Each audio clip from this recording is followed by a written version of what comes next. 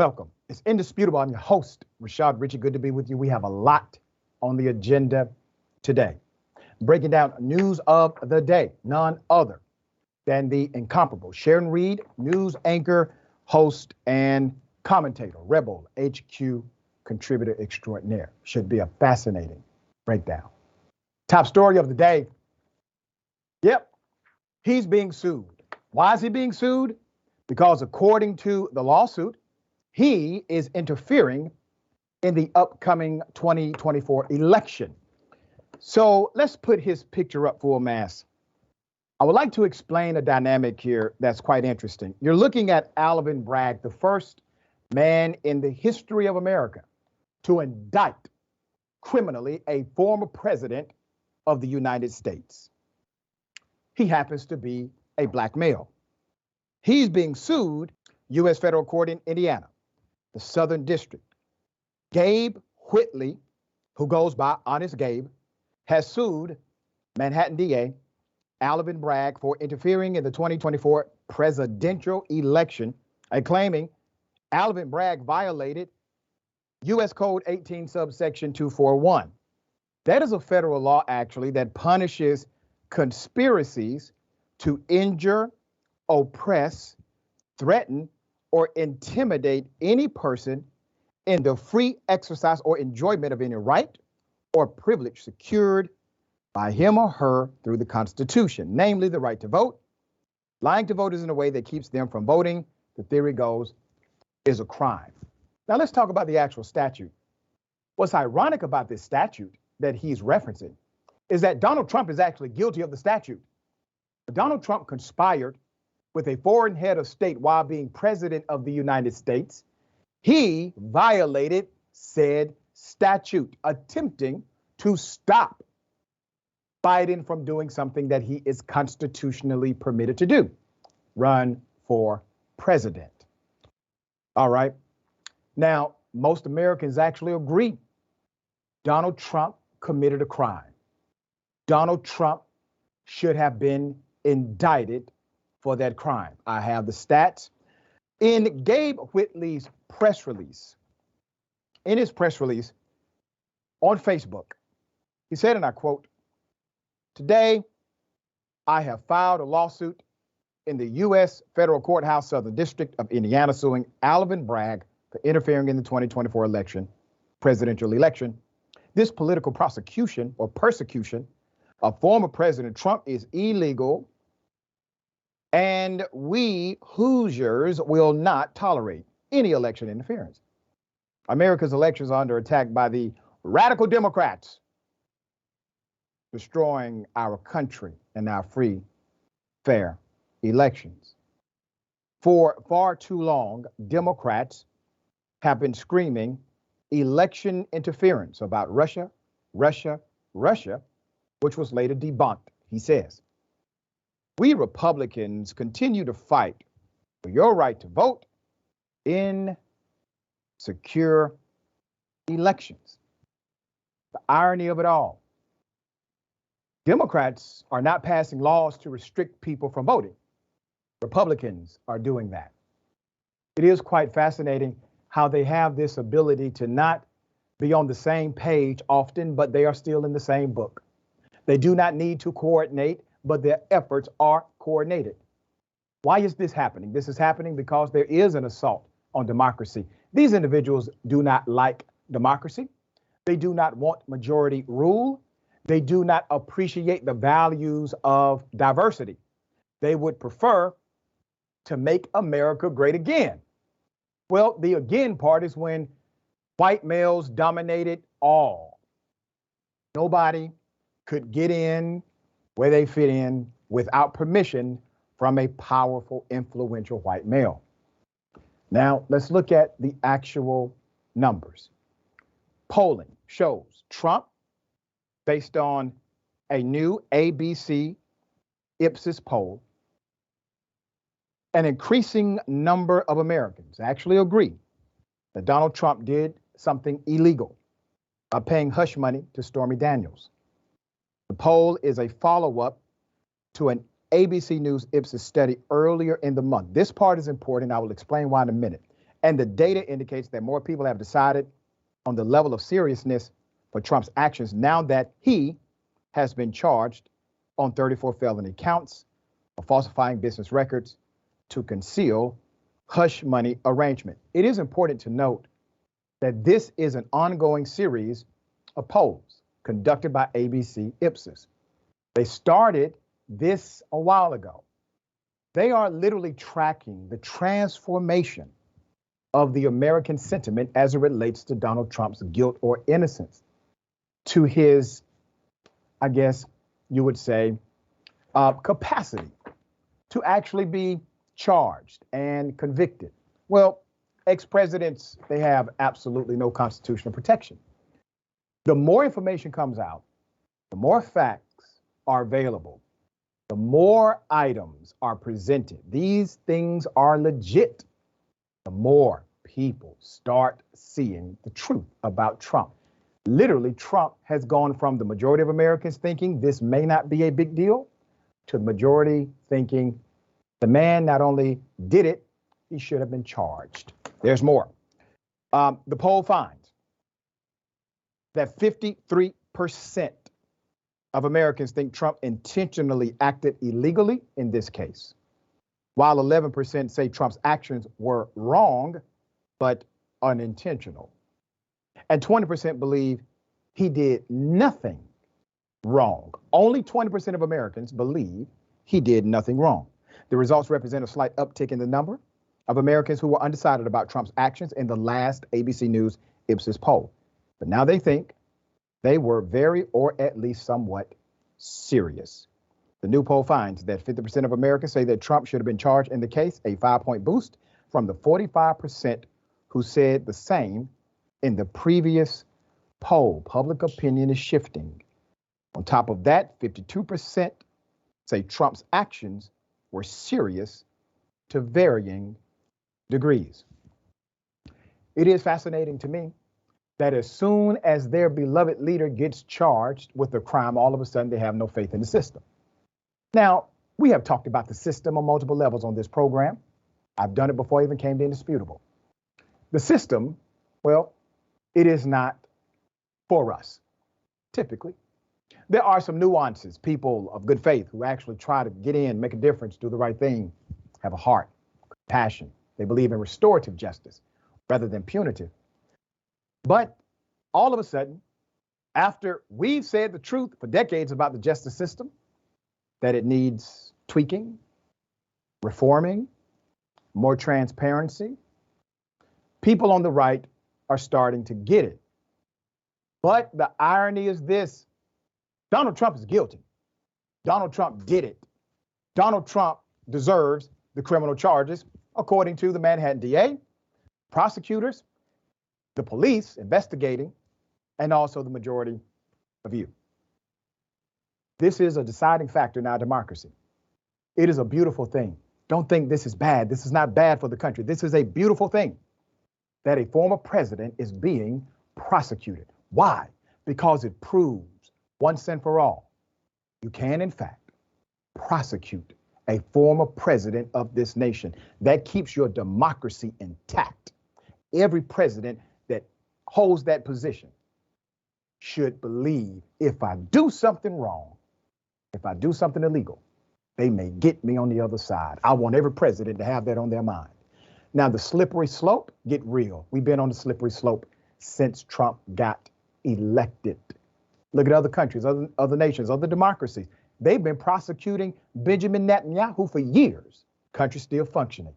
Is the country messed up? Of course it is. It was messed up before they prosecuted Netanyahu, just like this country is messed up in ways before they prosecute Donald Trump. Those mess ups will still be. All right, Sharon, thoughts here. It's a hell of a patriotic monologue. I wanted to put my hand across my heart and maybe sing the Black national anthem. But you're right. Polls are expensive, Dr. Richey. They could have just looked at when Trump turned himself in. He was waving to play it off. Nobody was there, no crowd. I don't know if Alvin Bragg has 99 problems, but I know Honest Gabe in Indiana is not one of them. Not one. There you go.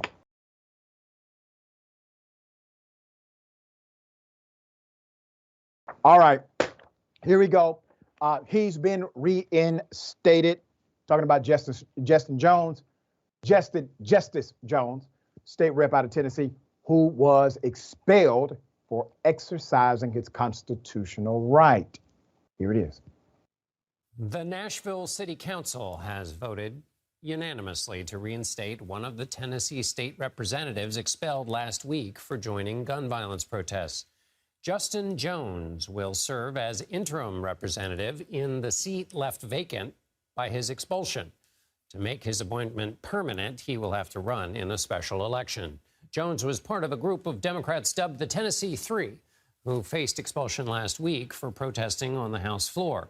Only Gloria Johnson survived the vote. Meanwhile, those protests are still taking place. Demonstrators once again gathered at the state capitol Monday to call for gun control. Mark Strassman has the latest from Nashville. Suddenly, the so-called Tennessee Three are everywhere. In the streets of Nashville today, on television, and probably in state Republican nightmares. Former Democratic State Representative Justin Pearson and Justin Jones. So there is no democracy in Tennessee. Tennessee is the most undemocratic state in the nation. You don't understand. Last week, mostly white Republicans in the Tennessee House flexed their supermajority. They expelled two young black lawmakers from mocking House decorum with a bullhorn and bravado. I'm concerned about the House floor following the process and procedures that are laid out that you should follow and not having a protest, as it was described over here, on the House floor. Jones's district included part of Nashville, and in a special session today, the city's Metro Council met to appoint an interim state rep. As expected, they named Jones in effect to replace himself until Tennessee's governor sets the date for a special election. Won't he do it? Put it up. Let's get into it. Republicans decided to banish Jones and fellow lawmaker Justin Pearson over their role in a gun control protest where they literally stood with children. They stood with kids, advocated for them. They did this on the House floor. It is still a constitutionally protected dynamic. This was after the deadly school shooting in Tennessee. It was appropriate. Pearson could be reappointed Wednesday at a meeting of the Shelby County Commission. We are following that closely. Let me give you background on the reinstatement. The unanimous vote, you cannot underrepresent that dynamic. The unanimous vote of the Nashville Metropolitan Council, took only a few minutes to restore Representative Justin Jones to office just 4 days after Republicans stripped him of his seat. Moments later, Jones marched to the Capitol, several blocks away. He took the oath of office on the steps and entered the building while supporters sang, "This Little Light of Mine," an old classic. A loud round of applause erupted as Jones walked into the chamber with Democratic Representative Gloria Johnson. They were literally holding hands, who was also the target for expulsion, but she survived. She survived by a single vote. At the end of Monday's evening session, Jones stood on the House floor and asked Republican House Speaker Cameron Sexton if he would be reappointed to legislative committees after being stripped of assignments last week. Jones also asked to receive full access to legislative buildings, which includes the parking garage and health care benefits. While Sexton referred some of the questions to HR, the Republican leader said traditionally in the past, appointed lawmakers do not receive committee assignments. To the people of Tennessee, I stand with you, Jones said in his first statement on the House floor.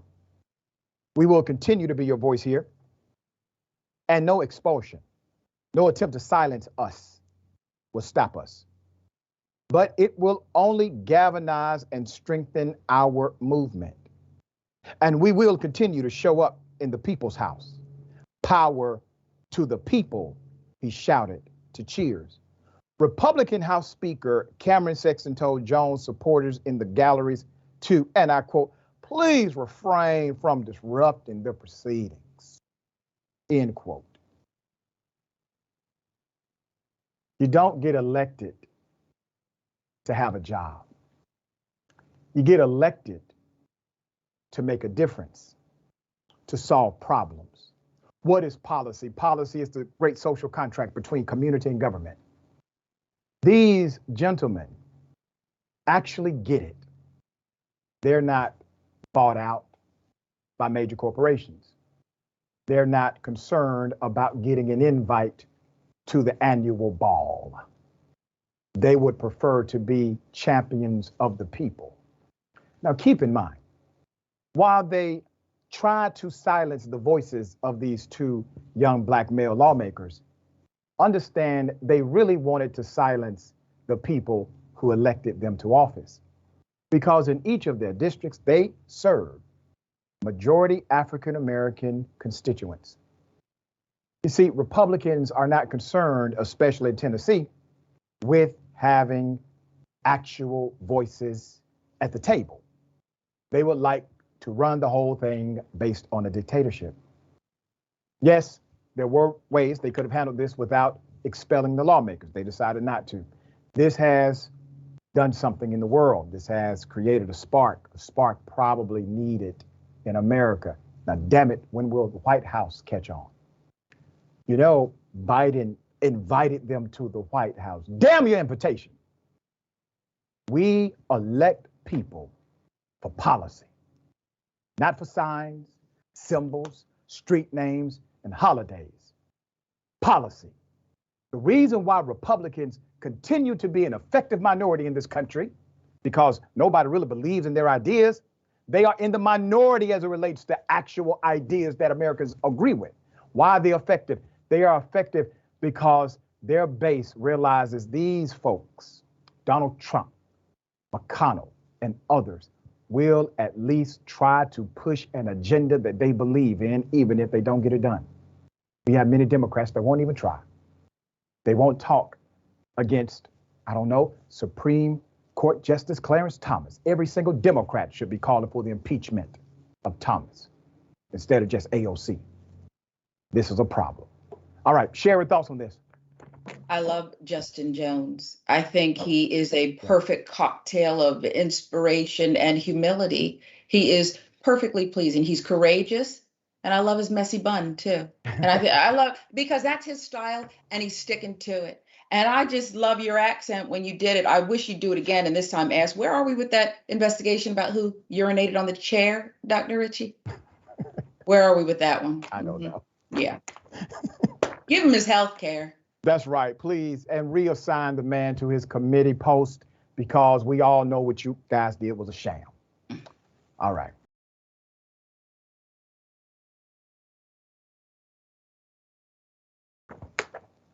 A teacher, an educator, referred to a black child as a slave during class. Be damned. Let's put it up full mass. They're going to learn at some point. In Harris County, Texas, an educator told black honor student she could have been sold down south while teaching a lesson on slavery. During a press conference on April 5th, the girl's mother, Tori Arts, is calling for firing the teacher at Kala Middle School. Let me give you background to this. According to KHOU 11, on Thursday, March 30th, the teacher was teaching about the Civil War and the institution of slavery to the predominantly white class. And at some point during the lesson, she called upon Miss Art's daughter to allegedly help her demonstrate a point. The girl is the only black student in the class. The teacher sought to present a reenactment of the scene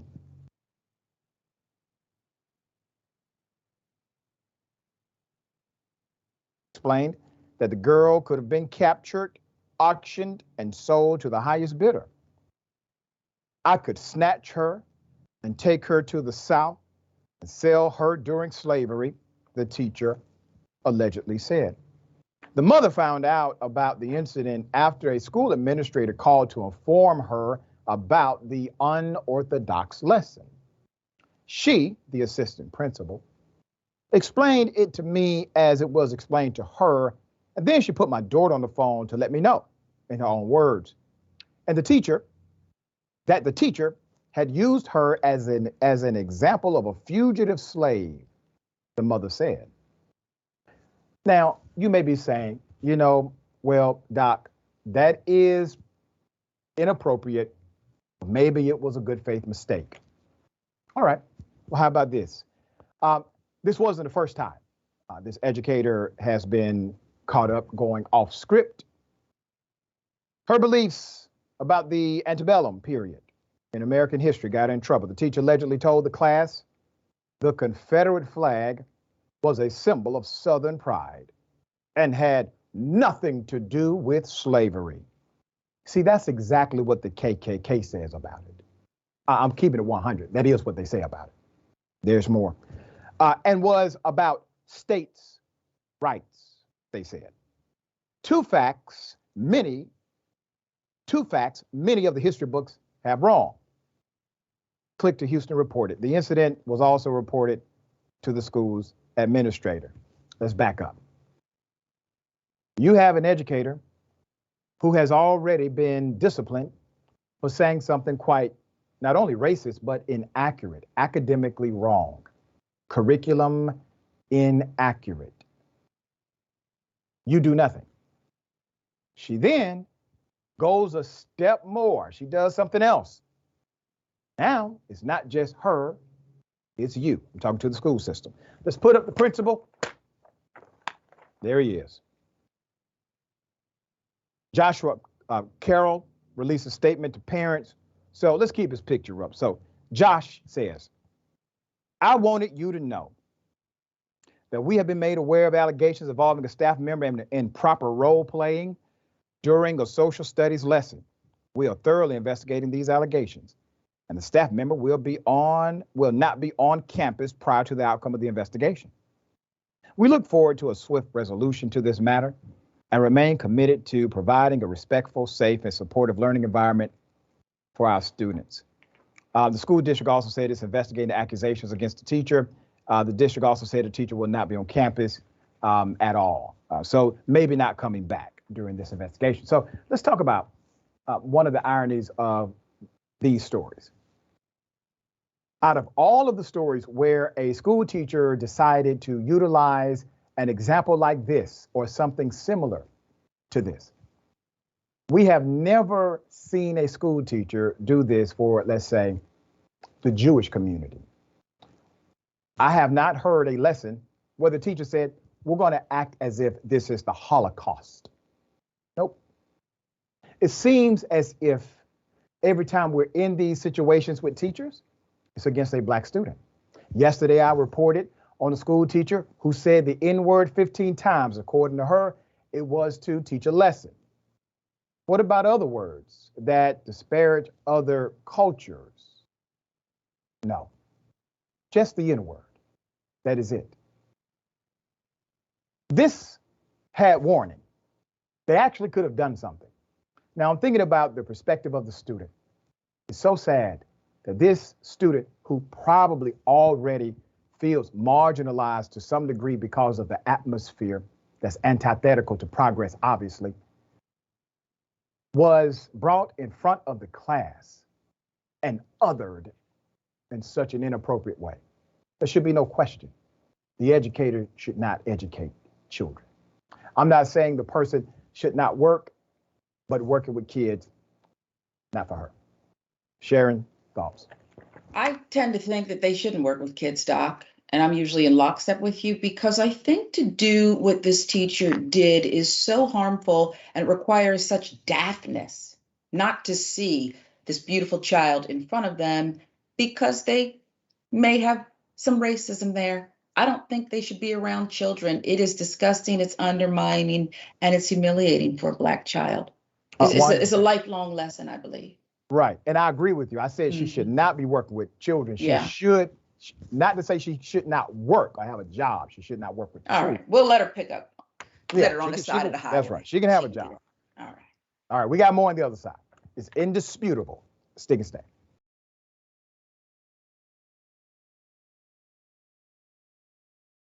All right, welcome back. We have a lot of show left. Thank you for remaining on the program. Let me remind everyone of the Webby Awards. I need you to vote. So here's the thing. TYT has been nominated again for another Webby Award. Big deal. This time in the viral video category for Anna's passionate rant on abortion rights. Not only was it passionate, it was right. Morally right, academically right. It was logically right. I want you to head to tyt.com/vote. Go there now, cast your vote today. Voting closes April 20th, all right? Let's make that happen. A lot of comments. We'll read as many as I can. Trista says, Dr. Richey, I polled TYT's audience just now. 100% of us think Trump is an ignorant and greasy sleazeball. You see, that's it. That's a scientific poll right there. All right. Devil Dog Dragon. Oh, come on, man. This is pure insanity and a waste of court time. I hope they arrest this clown for submitting a false court case. It definitely is a frivolous case, for sure. I would probably countersue if I were the DA. All right. Bernie the Kiwi Dragon. Jones reinstated, but what about Pearson? We should know tomorrow. Shelby County, because of the way the rules work, Shelby County is meeting tomorrow where they will make that decision, okay? Forbesilla, Godzilla Dragon, member for 10 months. Thank you so much for your continued support. Doc, you're looking spiffy as always, I see. I swear if it's not work, it's my health that keeps me from your show, but I always catch the clips. Smiley face heart. Much love. Keep spinning that truth. Thank you so much. We appreciate you. All right. Love back. Okay. Got something for you. Ladies and gentlemen, I wish a Karen would. You want to call the police on them for having a barbecue on a Sunday. You're still free! Back off! I'm going to tell there's an African-American man threatening my life. Because that's the manners, honey, because in this country, women have a voice. And my voice is telling you, go. What is it? What's your name? name? I hope it goes viral. I hope it does. This is MacArthur 635. 635, yes, honey. Now you can get out of my store with the rude mouth. Get out of my... IHOP Karen.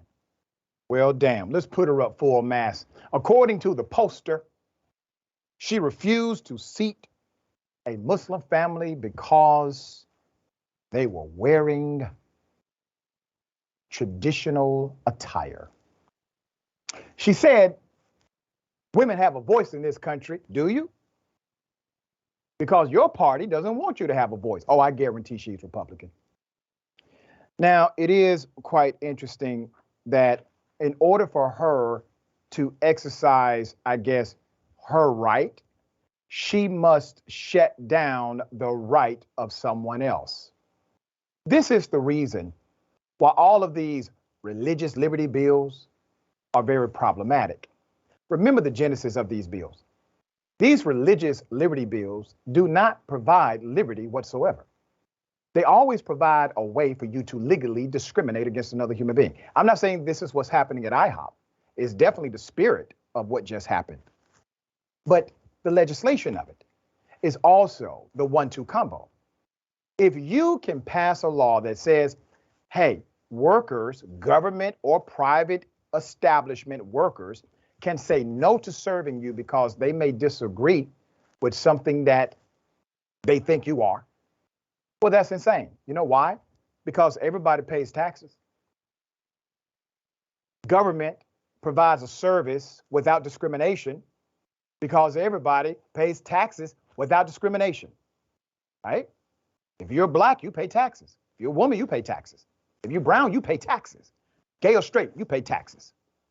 So you should receive services uninterrupted without discrimination from the government. Let's go to private corporation. You pay taxes, private corporations should serve you, those that are available and open to the public. Why? Because if a fire happens at that restaurant, who responds? The fire department. Who pays for the fire department? You do, as the taxpayer. If there's a crime, they call 911. Who responds? The police. Who pays the police? You do. You're the taxpayer. They are protected by your tax dollars. So they take money from you, hard-earned money from you, get the protection, but they do not want to serve you. This makes no sense. Laws like that should not exist. And people like that should not be working at IHOP. All right, Sharon, thoughts on this? IHOP's fine dining compared to what she is. She shouldn't be there. She's a buzzkill and a headache. And now we can't even go to IHOP. This is how far it's gotten, Dr. Richey. We can't even go to IHOP, eat a short stack, and fall asleep without having to encounter that. That's where we are in this country. It's so tacky. Yeah. You know, Waffle House, I stopped eating at the Waffle House some years back when they allowed a black woman to be beaten by an off-duty cop. Yeah, remember that? Even the city he worked for was like, yeah, that's too much. We're going to fire you. Then Waffle House came out, was like, well, we got his back. It was insane. They close when it snows too. Yep. Okay. Got something for you. Double dose. You want to call the police on them for having a barbecue on a Sunday. I feel free! Back off! I'm going to tell them there's an African-American man threatening my life. Hey! Oh my God! Oh my God!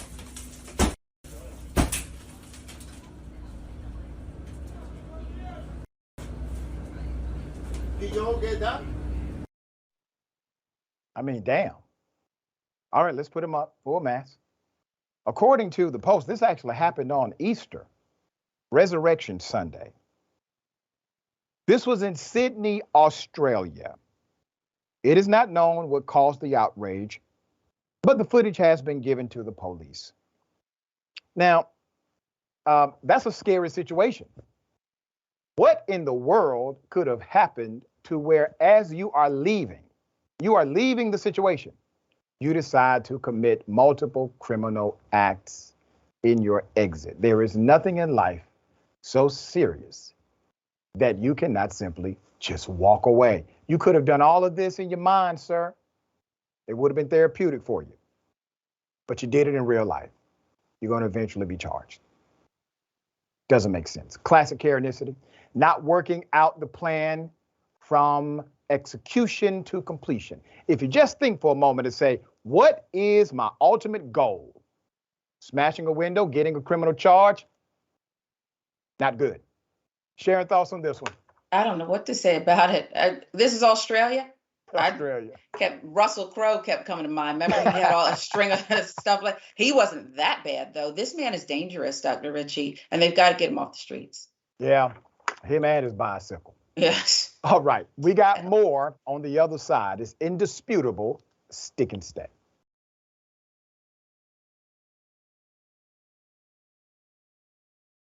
All right, welcome back. We have a lot of show left. All right.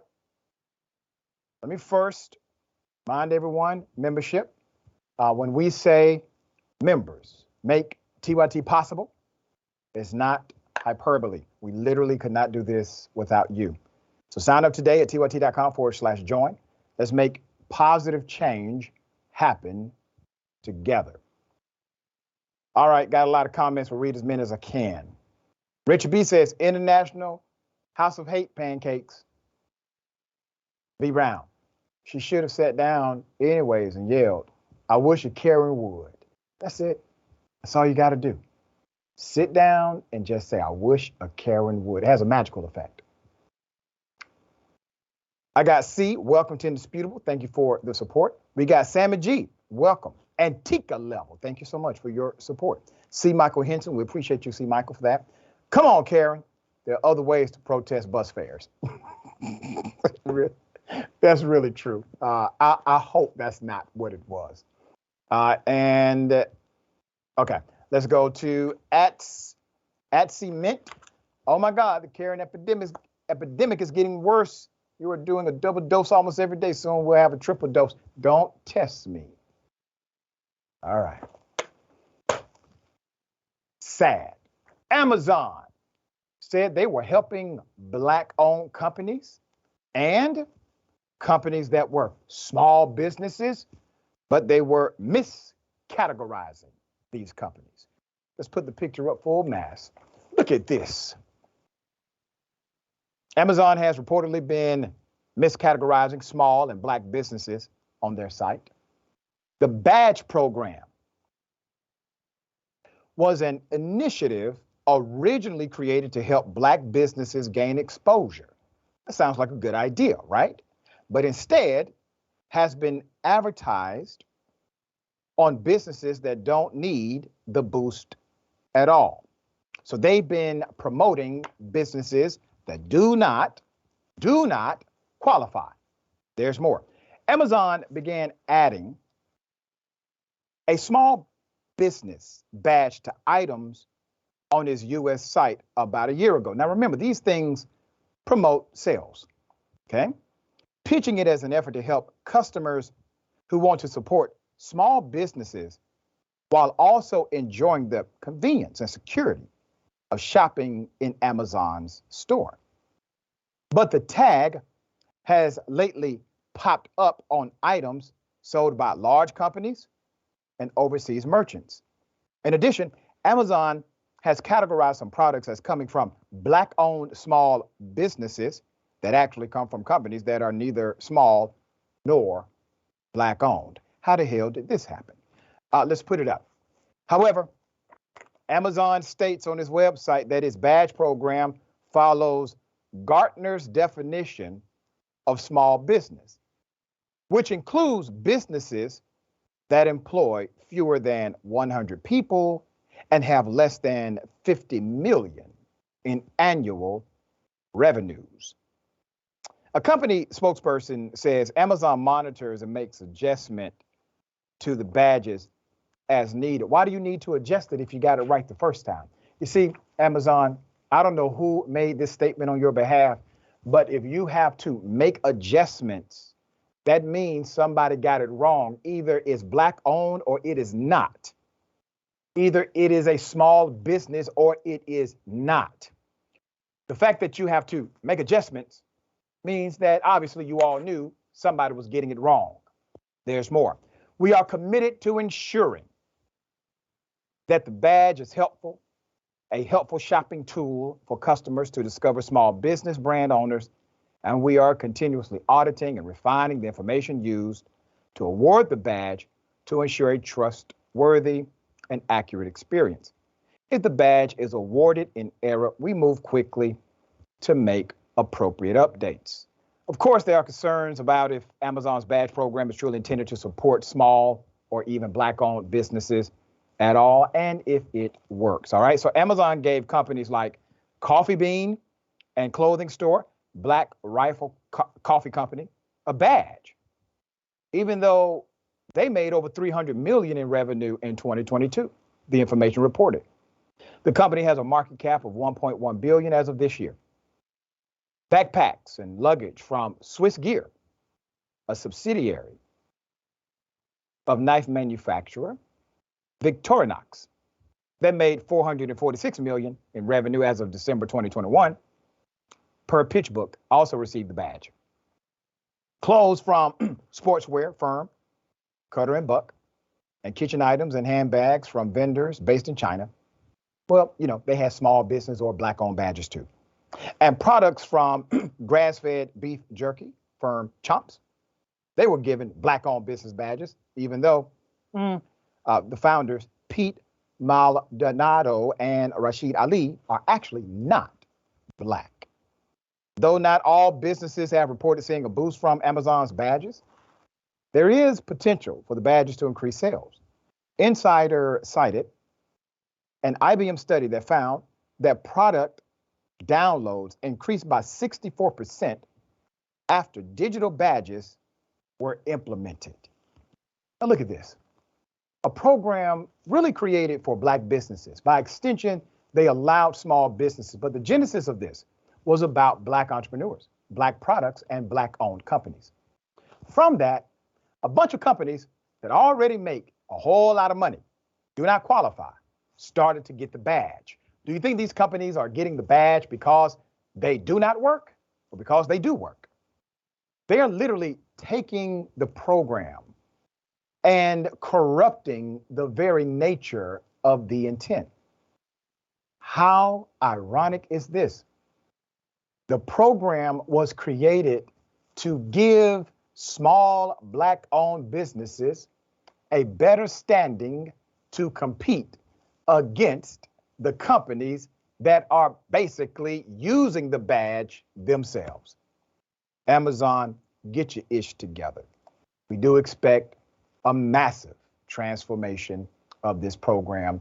Not a suspension, but a transformation so that it works. Too many times we see these programs, there's an issue with the program, all of a sudden the program goes away. No, do what you need to do to make the damn thing work for Black-owned companies and small businesses. Sharon, thoughts? I think that they've got to stop listening to Coffee Bean and the other big companies who call up and complain, because that to me is what really, I have no proof, but I think that's what went on. It's time for Jeff Bezos to donate some more money to Van Jones, because this is a travesty and they did not get it right at all. Yeah, and my issue is I don't know if they've had an effort to get it right. I mean, you put your effort in the front end, right? The front end of the program. That way you don't have to hire a whole new staff to do spot checking, all right? Because you were serious about it in the beginning. All right, we'll follow this story, see what the response from Amazon is.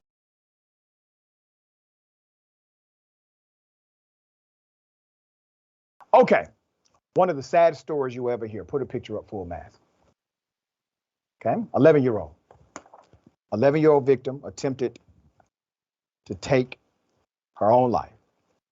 Felicia Melendez, an 11-year-old New Jersey girl who died days after an attempted suicide in a middle school bathroom, had been relentlessly bullied and reported the harassment to school officials. Elena Lialabo, Felicia's mother, told NBC Philadelphia that her daughter was taunted by classmates on a regular basis. She says, and I quote, "They called her hair furry. She was not a furry. They called her gay. They called her straight. They called her bi. They called all kinds of things. My daughter was being tortured within the walls of that school." Felicia and her mother had raised concerns about the bullying, but they were ignored. The mother said she reported the bullying to the Halloween authorities 4 times in person, and her daughter sent about a dozen emails to her school counselor. The latest one 4 days before her death, according to NBC Philadelphia. After no action was taken by the school, Felicia tried to take her own life. The girl was found unresponsive in the bathroom stall at the school in Mount Holly on the 6th of February, died 2 days later. The Burlington County Prosecutor's Office said the girl's death came 2 weeks after her father died from pancreatic cancer. Let's put up the principal. His name is Daniel Finn. Daniel Finn is the principal. Buck stops with him at the institution. According to the mother, multiple complaints were made and the school did absolutely nothing about it. You see, this is a contribution to her death. This individual and the school system not acting, in my opinion, contributed to the ultimate demise of this young child. Let's put up Robert Mungo. Who is he?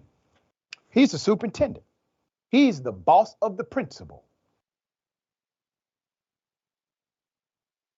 He said the school system cooperated with prosecutors in the investigation. Mungo did not comment directly on the bullying allegations, but said the district is focused on strengthening our support system for students, especially regarding their social and emotional well-being, and is committed to making our schools safe and secure for every student. I hope the mother sues the hell out of you and your entire system. Your response leaves out the actions or inaction of your principal and faculty. You see, brother, we give a lot in leadership. Everyone does. When we're talking about children, if you're going to get mad and break diplomacy, do it for a child. Do it advocating for a child. How do you release a statement and say nothing about the lack of response for the baby who is dead. You see, sir, we call that feckless leadership where I'm from. Now, at some point, I know you probably went home and thought about it and maybe even felt you should be able to do more, or maybe you wanted to do more. You can. You can. You're the superintendent, damn it. Act like it. This child is dead.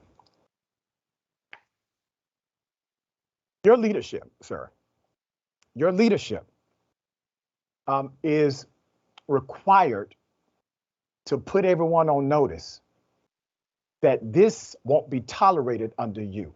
You are letting them define your entire leadership legacy if you do nothing. And if you do nothing, Mr. Superintendent, that judgment is fitting. Sharon, thoughts? I'm almost in tears. That's not a leader at all. And I'm not going to be very forgiving to him. It's sick as a mother to sit here and listen to this tone. The statement felt like I was being stabbed in my heart, and it's not even my child. That's what it felt like. It's sick. PETA puts out statements about dogs by name very glowingly. This is just so unworthy. It's disgusting. Yeah, it was an extremely tone-deaf response to the death of an 11-year-old. All right, we got more on the other side. It's indisputable, stick and stay.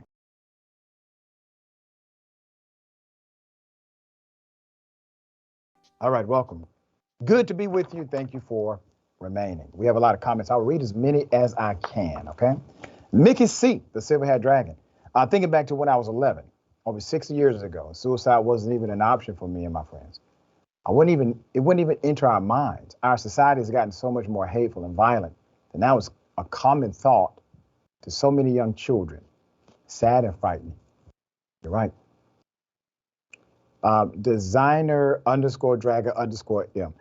50 million? That is not small. That's exactly what I said. I said, wait a minute, 100 employees and under, okay, I can roll with that, but $50 million? No. I concur. All right, Back's call. What's amazing is we have defunding school lunches for underprivileged children, mass gun shootings, taking our children. Situations like this, bullying, isn't in our DNA to care, love, nurture our children. What the hell is going on with this country? Priorities are jacked up. That's what's going on. Priorities are jacked up, and decency has been replaced with politics, tribalism. All right. Okay. This is an update to an exclusive. We were the first news show to report on this fella. Here it is. You and boys need to come up here and go hunting. Yeah. And stuff, man. Ain't nothing here, dog. Ain't nothing but blacks up here. It's all it is. Atlanta gone down, man. Just gone. Look at this pull out in front of me right here. Bro, look at this trying to pull out in front of me right here. Look at this trying to pull out in front of me right here. Hey, did you see that tree right there? Yeah. Did you see that tree right there? Roe will hang you from that tree. Got the Glock by the bed. Here we go. Room service. I need y'all to bring me some chicken wings, 2 hoes, a red bone and a white girl. Y'all want the white girl? Roe gonna try the red bone. No, boyfriend ain't coming. Yeah, he was here and everything. He make them leave. He make the red bone leave. Yeah, he don't do that and everything. So I tried that one time at the house. Yeah, just Roe. Yeah. He probably do it, and he probably gonna throw out we on the 14th floor. He probably throw out the window when he done with her. Yeah, cheap rate. Atlanta, town. Oh, okay. You see, so I'm from Atlanta, so I took all of your racist antics against Atlanta and black people in Atlanta personally. The worst thing in your life would be to have me against you personally. So here's what has happened since the reporting from yesterday. As I said yesterday, I expect schools that you coach at to release statements so we can read them. That's exactly what happened. Parents have also gone on social media, sir, to talk about how you treated their children. You decided to make videos of yourself calling Black people the N-word while working with children as their coach. It is so damn sad. You know what a coach is? A coach is the ultimate mentor. I can look back on my own life and see where coaches transformed my thinking, transformed my trajectory. But you decided to be something quite different. Let's go to a mother who talked about how this coach named Mark Taylor treated a daughter. But she was placed in Mark Taylor's history class. And that experience was so daunting, and she was so disrespected in that classroom that she finally shared with me what she was going through. And he disrespected my daughter that day. And she called me to tell me that he referred to her as a red bone. And y'all know I had to hold my peace. And I got in my car and zoomed down to Northside High School at the time.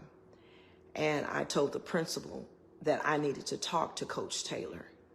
And he told me he was teaching his class. And I told him whatever he was doing, that he needed to come out and see me. He needed to see me at that moment. And Mark Taylor came down to meet with me. And I shared with him that he was never to talk to my child in that manner. Publicly, he called Mariah a red bone. And I gave him some historical history and context that he should not treat any child, let alone my own. And he had attempted to tell me that he didn't mean it that way and da-da-da-da-da, and I just didn't hear it. I couldn't hear it. So disrespectful. And so to wake up last night with some calls and emails that this video was going viral, that he's referred to the derogatory statements of Black women and talking about Atlanta being the end town and speaking of a red bone in a car, that role is which, you know, he's referring to either a person in law enforcement or a person that is strongly in a organizational chart. They call each other roles. And to see and hear those videos were disturbing. Put it up. You're looking at Coach Mark Taylor, Warner Robins, Georgia. He is a speed training coach for high school athletes and owner of Speed Edge Sports. On his Facebook profile, Taylor paints himself as an upstanding Christian man who selflessly trains athletes, which he sees as a ministry unto God. Now, I guarantee you, he worships white Jesus. I promise you that. In response to the controversy, one of the schools Taylor worked with, the Central Fellowship Christian Academy, they issued a statement on Facebook. Very glad you all did this, Central Fellowship, because y'all were about to get that smoke today. They say, and I quote, "We are shocked by the recent videos from Mark Taylor that have circulated on social media. We give no room for racism. With this said, people have associated Mark Taylor with our ministry, and that is an error. He is neither an employee of Central Fellowship Christian Academy nor a member of Central Fellowship Baptist Church. He has rented a portion of our facility to train athletes who are typically from schools in our local area.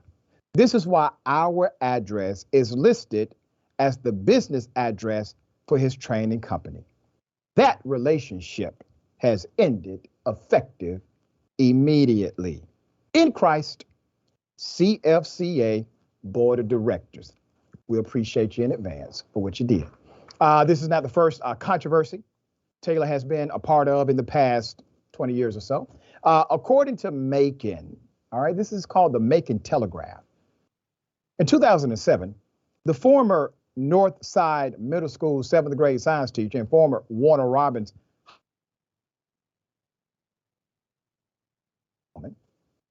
he was sentenced to probation in 2009, but still hired. Taylor was already convicted of domestic violence and for making harassing phone calls to his ex-wife and was previously on probation for interfering with witnesses by intimidating his former fiance, but he was still able to work with children. I know some brothers got a traffic ticket. They have to explain it every damn time they get a job at a school. There's more. These convictions overlapped, causing one probation to be revoked and Taylor to be sent to prison, where he stayed until 2012. His probation was partially lifted in 2016 by Chief Judge George Nunn and fulfilled by 2017. Atlanta Black Star actually reached out to Taylor regarding the incident, but there has not been a reply. Highly doubt there will be. Here's the other dynamic of this, and this is something we have to be concerned about in the Black community in particular. He worked with Black children. What you saw in that video is who he is, but he worked with Black children. He worked with Black parents. According to one parent, he was adversarial. He was not a good guy. Called the daughter Redbone. Who the hell grown talk to a child like that? Problem after problem, issue after issue, still free access. I mean, damn, Christian Academy, did y'all do a background check on the man? All right, probably didn't need to. It's an upstanding Christian man. Sharing thoughts here. If they should, those signs that go up near schools, they should have put one there and he should have to register, I think. I mean, as you were going through this, right. I was writing down the terms and I said, may I put them in alphabetical order, Doc? Abuser, convict, narcissist, racist. Yeah. I mean, he was recording himself. Why that part? That's exactly. The narcissist, right? Right. Gotcha. Right. Sick. And you got to think like he's probably submitting the tape to his buddies in the Klan or something. Like, who are you recording this for? Right. All right. Thinks it's cute. Exactly. So we'll see if there's another update. I think there are other schools he was affiliated with. I think they will come out this week.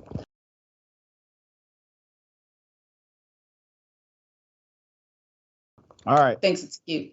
Exactly. So we'll see if there's another update. I think there are other schools he was affiliated with. I think they will come out this week. Okay. A woman calls the cops because she needs them. They respond. They lock her up for something she didn't do. She now gets a whole bunch of money because of their bias. Let's put her up full mass.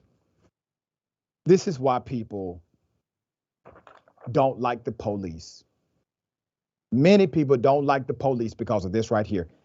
Her name is Yesenia Garcia, an Arizona woman who was just awarded $200,000 after her and her boyfriend called and told police a vandal shattered their car windshield, but instead they were accused of being involved in a hit and run and arrested.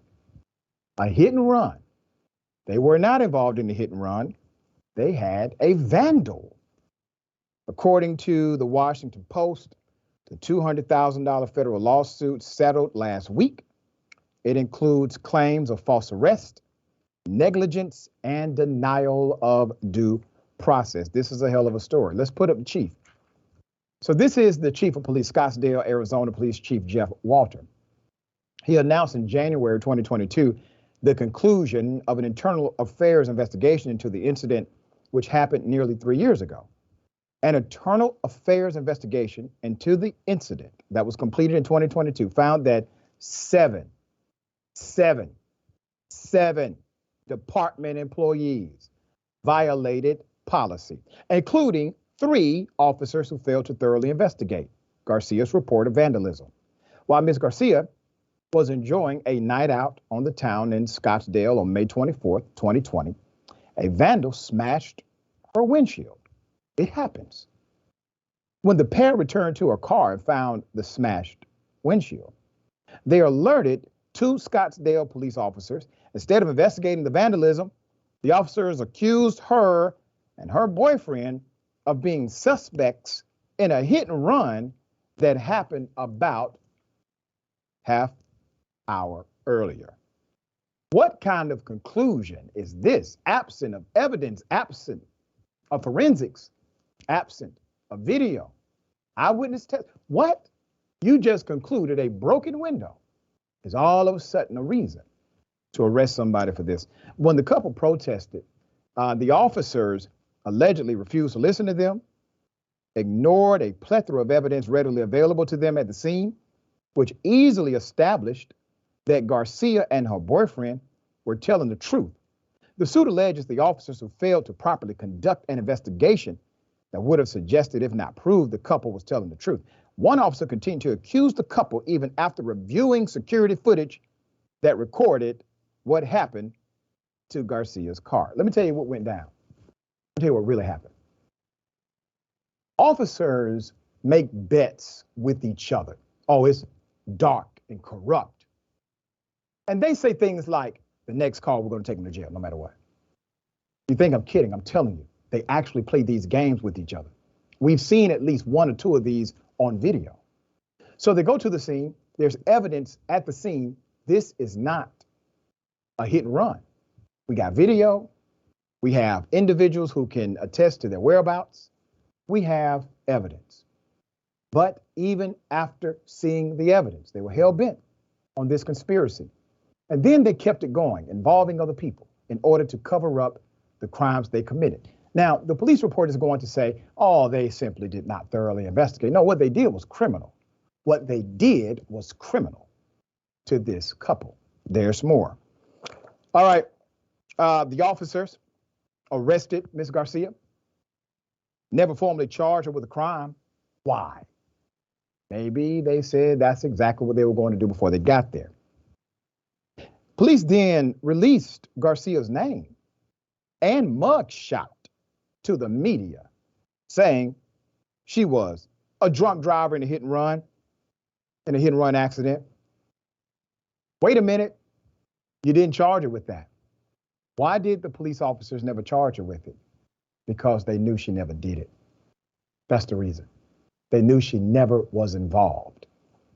There's more. This is a statement released by the police department in Scottsdale. The chief says, and I quote, "We made some mistakes, plain and simple. We made some mistakes, plain and simple. And the involved employees have been disciplined for those mistakes." He continues, "I am confident in the investigation's finding that our employees did not demonstrate malice or ill intent. I know that does not change how the events unfolded that evening or how Ms. Garcia was affected. And for that, I offer my sincerest apologies." Two of the officers involved were punished with unpaid suspension of 40 hours, the other one 20 hours. That's it. So the chief is going to spin this as an administrative dynamic. All 7 of them didn't know what the hell they were doing. They should be fired on the principle of a lack of investigative prowess, if nothing else. Why are they still there? All 7 of them are dumbasses. Why are they still there? You know good and damn well, Chief, this is about probably 2 criminal cops who engaged your other staff members in a conspiracy to cover up what they did. Now it's on you. All right, Sharon, thoughts? Yeah, I think these people were detained, hostages. They should be gone tonight, okay? They should be gone tonight and don't even bother to look back. And I don't know why the chief is putting his name on the line with that stupid statement instead of just saying they're rogue, they're fired. Yep, that's it. That's all. But once again, feckless leadership, afraid to stand up for what is right because, hell, the chief may be compromised himself.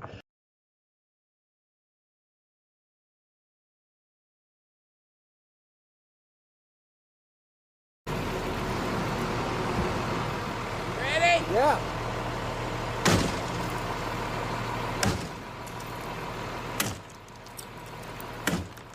I want that truck off my lawn. Keep doing it.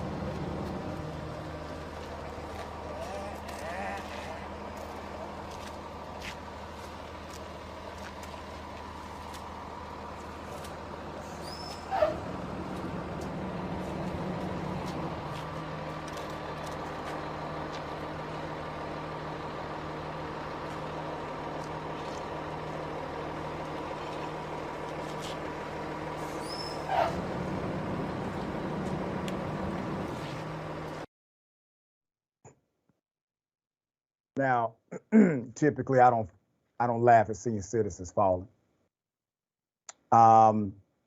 Everyone should have saw that coming. Let's put up the picture full mass here. The male Karen obviously upset at wet concrete. You see that wind back he's doing? I mean, look at the action of the swing here. Okay? Not a lot of power in the delivery, but man, he gets a 10 for effort. And then after he commits felony destruction of property, over $250 is a felony, he then goes on and steps into the wet concrete. Something that, you know, a young man like myself would not have attempted. But he did. He tried his luck. Report has it his left foot is still stuck in that damn concrete. All right. We don't have a whole lot of information about this other than the man did not want the concrete poured on that street. Said the truck needed to leave. Well, they look pretty official to me. I'm sure they had a permit somewhere. AB, can you explain, as a law student, how destroying property is not an effective legal remedy in a conflict like this? There's a tort action that can be brought if there's adverse property damage to his yard, but going out swinging a hammer, breaking the property of the other person, not going to help you in court. Trump was probably right. The country is going to hell. Because Married 911 operator is caught in a cop sex scandal, and damn it, this gets deep. Let's put the picture up full mass. The hell is going on in these police departments? Crystal Perez, married Texas 911 dispatcher at San Antonio's Baxter County Sheriff's Department, faces termination after she was allegedly caught sexting seven cops, having affairs with at least two others. Ms. Perez has been placed on leave over the sleazy messages, which saw her speak with both sergeant and deputy at length about alleged past tryst. Other messages sent by Perez, 38, and uncovered by her husband, Mr. Perez, 41, contain equally sexed up correspondence between her and four other officers employed by the force, as well as a cop at a nearby department. Now, it's unfair for her to be the face of this story. Let's put up the other faces in this story.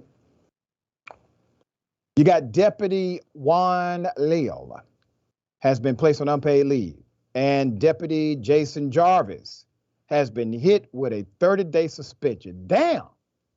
They would have been better off as far as penalty if they shot an unarmed citizen. Now, I'm going to explain in just a moment why this is problematic for everybody. Let's go to Sergeant Ronaldo Solanas, who has been placed on leave without pay also. All right? Salinas, Leal, Perez have all been warned by the county sheriff's office that they're likely to lose their jobs. They denied misbehaving while on duty, but the sheriff is now investigating to see whether this is true. Messages sent to Salinas suggest he and Ms. Perez met up for sex, while Jarvis's wife, who's now divorcing him, said he admitted an affair to her. We got the screenshots, put them up. Text messages. That's called receipts. Okay, those are receipts. Let's put up the husband, Mr. Perez. All right. He said, and I quote, keep his picture up. She was the love of my life. And it was very distraught, heartbreaking. 41-year-old Giancarlo told KABB San Antonio over the weekend of how his marriage imploded last December when he discovered the text on his wife's phone. I was in disbelief, he says in the clip, and at one point even appeared on the verge of retching as he recalled the traumatic discovery. Listen, man, I can't imagine. I cannot imagine, okay? He knew some of these folks. I can't imagine. But let's be very clear why this is important for the public and for the community, period. Let's say something happens. Let's say you have to hold an officer accountable because they misstepped. They committed a criminal violation. They violated the civil rights of another human being. Let's say that happened, right? If that happened, who do you think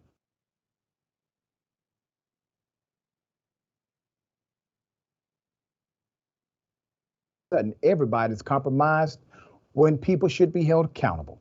And a decision has to be made. Am I going to hold the person that I'm already committing this act with accountable, or shut up, lie on the report, let it pass so it doesn't blow back on me? That is the problem. That is the public dynamic that has to be checked. These inappropriate relationships lead to a bad outcome for citizens who require transparency for the system of law enforcement to operate for them. Sharon, thoughts on this? I thought I worked at some wild places.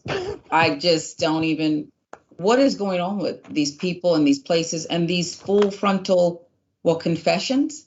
I don't know that I would want to digest this publicly. Yeah, there you go. All right. What else can you say? Here's what we're going to do. Consequences and repercussions. Here it is.